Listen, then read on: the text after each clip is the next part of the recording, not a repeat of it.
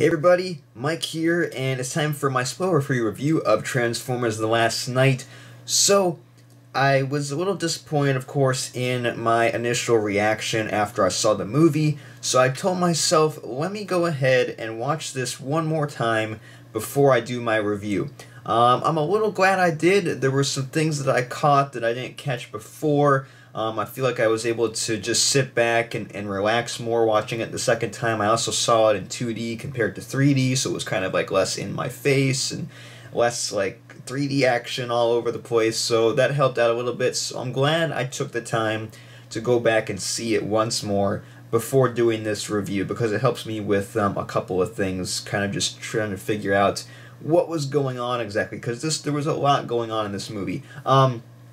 So I'm in the setup so I can kind of like glance over to my computer for, to look at some notes, because there's a lot to talk about here. There's definitely going to be more to talk about in my spoiler review, which will be coming up after this, but there's still a lot to talk about with the spoiler free as well. So we're going to start off with the actual plot and the story. Now, you can really tell that there were different writers for this movie. It is very, very evident, and it feels very different from what we've gotten. This is definitely not an Aaron Kruger movie. It is very on its own and unique. Now, there was a lot going on with this movie, and it was to the point where it was like there was too much going on. There was too much information, and it felt like that there was just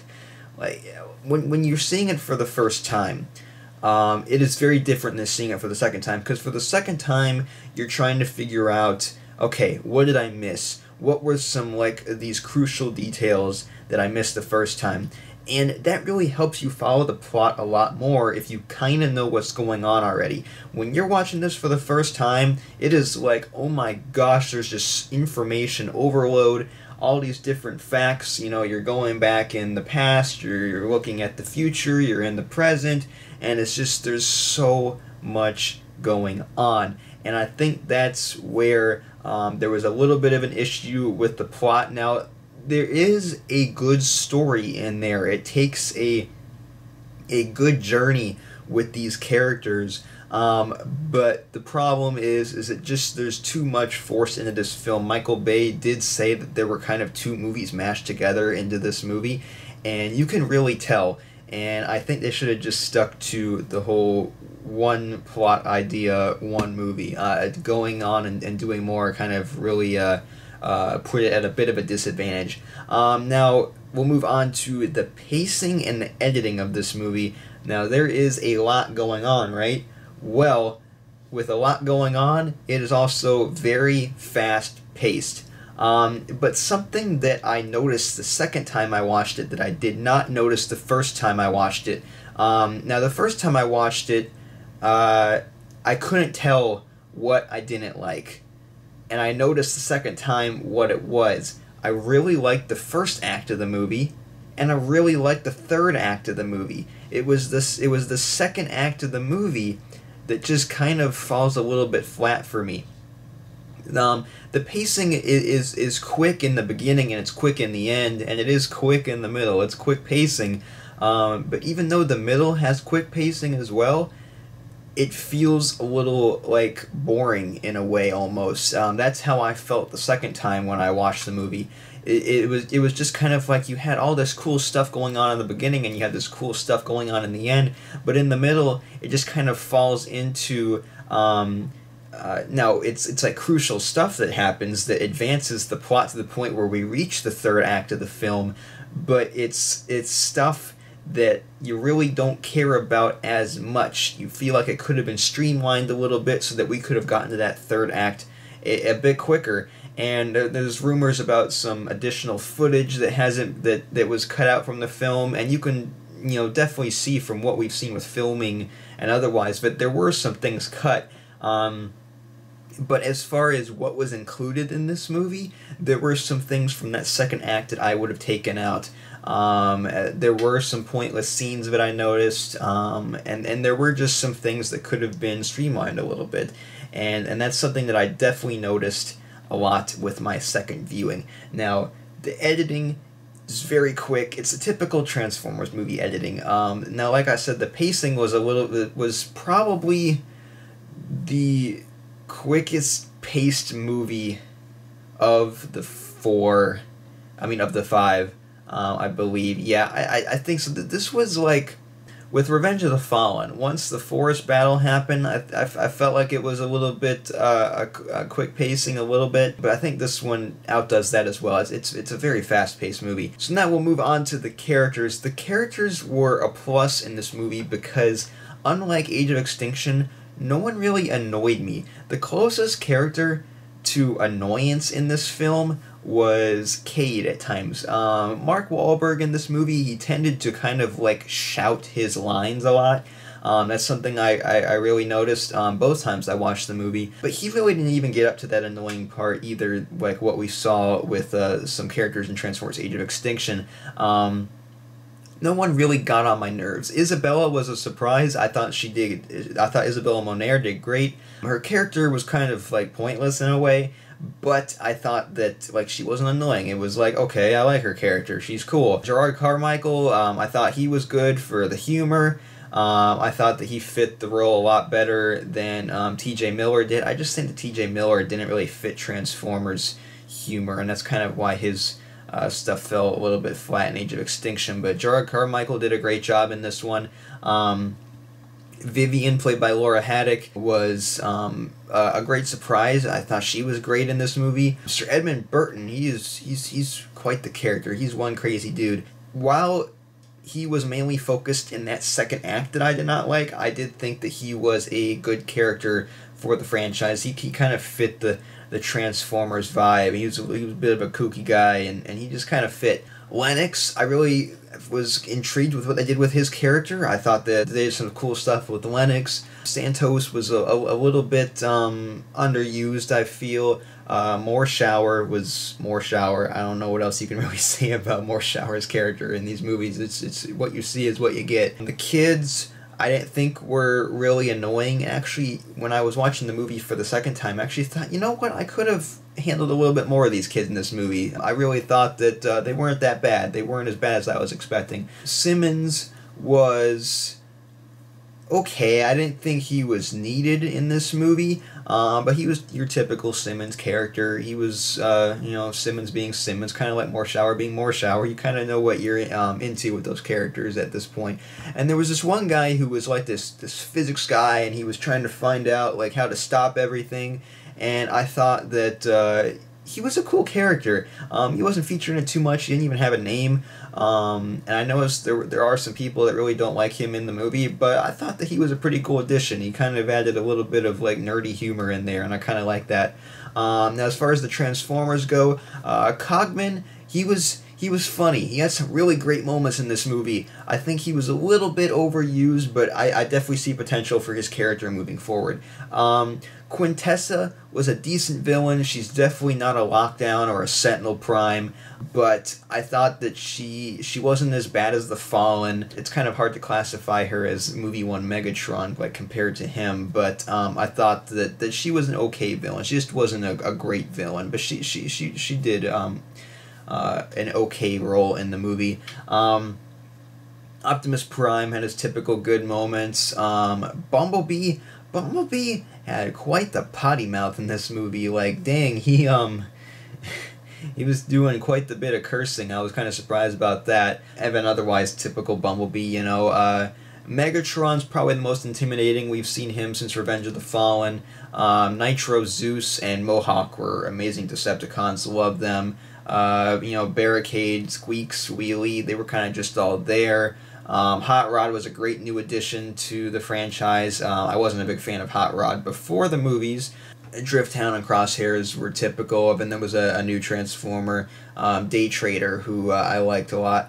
And he wasn't featured too much, but I liked him. And as far as action goes, action in this movie, there were not like really awesome battle scenes in this movie. Everything was just kind of on the run Michael Bay described Transformers Age of Extinction as more of a chase on the run type movie, and I really thought that The Last Night was more so than Age of Extinction was, definitely, because we just kept moving forward, and we really didn't have enough time to just kind of sit in one spot and collect ourselves. The only time that really happened was, even if you haven't seen the movie, that clip where you have Anthony Hopkins and Mark Wahlberg and Laura Haddock, and they're all in that like Transformers room. That was really the only time that we had to kind of like calm down. There was maybe a couple of other scenes scattered throughout, but that was a big one right there. And even in that scene, we were just kind of getting like information overload. So even then, it was just no time to rest our brains at all.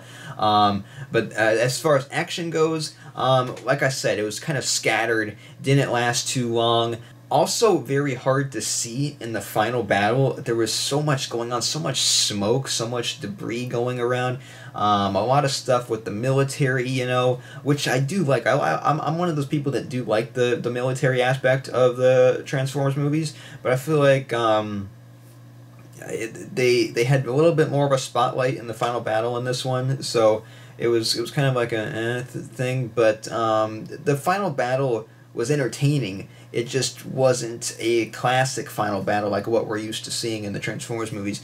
The Optimus Prime versus Bumblebee fight was very well choreographed. It could have lasted a little bit longer, but I really enjoyed it for what it was. As far as the cinematography goes and the CGI, the CGI is definitely a step up from what we saw with Age of Extinction. I don't think it's quite to the levels of the original 3 movies, the original trilogy, but it was definitely a step up from Age of Extinction. CGI that did not involve the Transformers was really good, like stuff like Cybertron and just the explosions and all type of stuff. I know like most of the explosions actually do happen, but all of the non-practical effects that were put in here that did not involve Transformers was top-notch, really great. As far as the cinematography was great in this movie. I complained that Age of Extinction did not have the top-notch cinematography that Michael Bay movies usually have. There were some really grainy moments, and if you go back and you watch it like on a 4K TV or something like that, it just does not hold up, and some shots just do not look good. This movie, very polished. The cinematography is just amazing. They had a new cinematographer on this one, Jonathan Sala, who I believe worked on the John Wick movies, and he did a great job on this one. And then plus adding with Michael Bay's typical eye for this type of stuff, the cinematography was just great. Really cool shots. It had the typical Michael Bay shots, of course. But we did see some new stuff as well, and I thought the cinematography was really great in this movie. As far as the humor goes, it was the typical hit and miss humor for Transformers. There were some funny moments. There were some moments that should have been funny, but really didn't get any laughs, especially like out of me. But there were some like really genuinely funny moments that were in this movie, and I was kind of happy to see that. There was, the typical Michael Bay awkward humor mixed in there once in a while. I guess that's just kind of a staple for Michael Bay to throw in that innuendo and stuff like that. There was one scene, which I'll talk about in my spoiler review, where it looked like they were trying too hard to make a joke, and it lasted a little bit too long. And it was like they were saying things in a way where it's like the actors were trying to make it obvious that they wanted other people to misunderstand what they were saying. If you've seen the movie, you probably know what I'm talking about by me saying that, but it was just like it was too forced. But Jimmy, the character of Jimmy, was really, really funny. I really liked his character. I thought that Gerard Carmichael did a great job with that role, and I was genuinely surprised with how funny Jimmy was in this movie. Like, there was he has a line at the end of the movie, almost the end of the movie, where it gave me a big laugh, and it was just like, you kind of wish that the humor was a little bit better in these movies, but it still did have those good moments. It had some good moments. So that just about does it for my spoiler-free review. Now, as far as rating this movie as a whole, I'm really bad with giving like a rating or a star or something like that. So I'm going to go ahead and compare it to the other Transformers movies. The first Transformers movie, definitely miles better than this, in my opinion. Dark of the Moon, definitely better than this.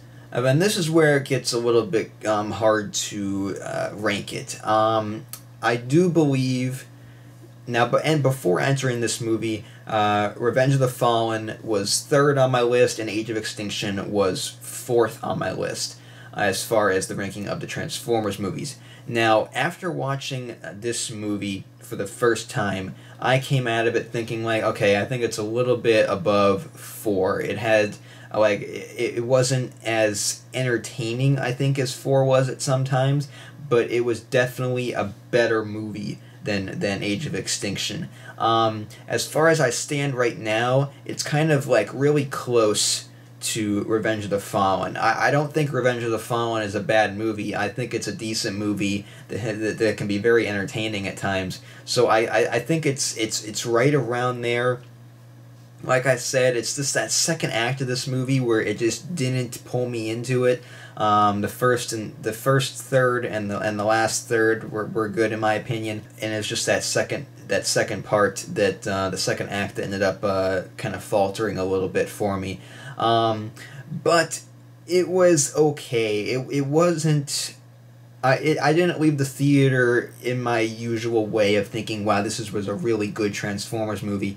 I just kind of came out of it thinking like, I'm a little disappointed. I might have put in a little bit too much hype into this, and that's why I wanted to go see it a second time before reviewing it, and I'm glad I did, because I was able to experience a little bit more enjoyment out of it this second time. So really glad I did that, and it wasn't a bad movie.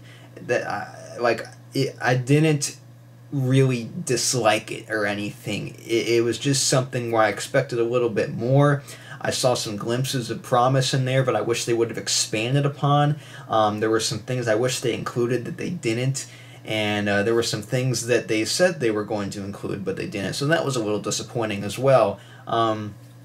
Just that little bit of sprinkling of disappointment throughout this movie, and that was kind of probably why I came out not wowed like I usually do when I come out of a Transformers movie. But definitely not a bad movie. I suggest if you're a Transformers fan, you go and you give it a shot, see what you think of it. I know the box office is really not doing well at this point, so I want to see more of these movies, and in order to see more of these movies, you have to make a little bit of money at the box office. This movie, I really doubt is going to make $1 billion this time. The third and the fourth movie did it. I really don't think this one's going to make it. International markets would really have to help out on that, but in the U.S., it's not going to make much money at all compared to even Age of Extinction. So let me know what you guys thought of it in the comment section below. What did you like best? What did you dislike?